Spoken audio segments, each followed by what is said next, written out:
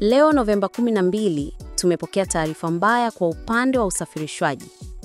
Basi la kampuni ya Isamilo lenye usajili T487 DXP linalofanya safari kati ya Dar es Salaam na Mwanza limepata ajali usiku wa kuamkia leo 12 Novemba 2025 maeneo ya Mikese, mkoa wa Morogoro.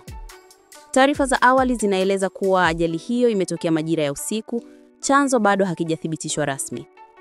Vyombo vya usalama na huduma za dharura vilifika eneo la tukio kwa ajili ya uokoaji. Idadi kamili ya majeruhi au madhara bado haijatolewa rasmi. Tutaendelea kukujulisha kadri taarifa zaidi zitakavyotolewa na mamlaka husika. Na hii ni Mabasi Plus TV. Tunatoa pole kwa familia, abiria na wote walioguswa na tukio hili.